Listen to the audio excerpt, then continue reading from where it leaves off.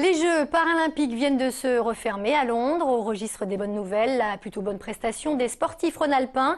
Ils ont décroché 9 des 45 médailles françaises. Une moisson cependant un peu moins importante que lors des Olympiades précédentes. Autre regret, la faible médiatisation des épreuves. Qu'en pensent justement les responsables du comité handisport? C'est ce que nous allons tenter de savoir tout de suite en compagnie de Jean-Marc Roffa. Bonsoir, nous sommes effectivement au comité du Rhône handisport et ce soir parmi ces 800 licenciés on compte 2 médaillés paralympiques en cécifoot, en tennis de table. Alors quels sont vos champions? Alors Maxime Thomas en tennis de table et Frédéric Janas en cécifoot.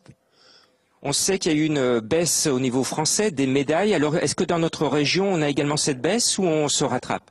Non, enfin dans le Rhône, on a 2 médailles au lieu d'une, sauf que Christophe Durand était en or il y a 4 ans, et là on a une argent et une bronze. Alors pour vous, l'handisport est-il vraiment mis en valeur ou est-ce qu'on a encore des difficultés, notamment à trouver des sponsors, à se faire connaître, à se faire reconnaître? Oui, on a toujours des difficultés, bien que cette année, ça a été la meilleure retransmission par chaîne nationale et une chaîne locale. Mais le malheur, c'est qu'il faut être médaillé pour obtenir des sponsors. Et avant, les espoirs ont beaucoup de difficultés à trouver de l'argent. Par rapport à ce qui se fait à l'étranger, est-ce que nos structures sont suffisantes ou insuffisantes? Non, on retombe comme chez les valides. Les pouvoirs politiques font pas beaucoup pour le sport. Et donc, on était 5e il y a 30 ans. Maintenant, on est passé 16e, vous voyez, petit à petit.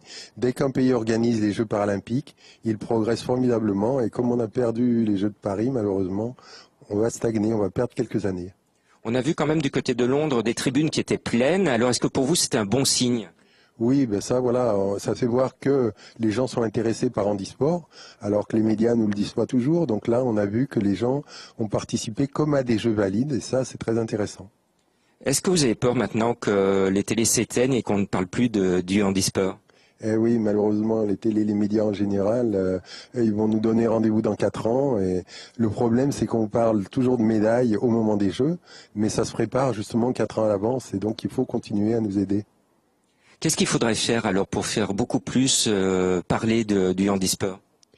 Il faut que des gens s'investissent. Il y a des groupes comme Apicil qui s'investissent, EDF, et qui donnent les moyens à des athlètes. Maintenant, faut être un vrai pro pour arriver. Donc, il faut des moyens pour s'entraîner tous les jours. Très bien, on va féliciter quand même nos champions, les médaillés et ceux qui ne sont pas médaillés. Et pour les meilleurs, ils seront reçus à la fin du mois à la région Rhône-Alpes.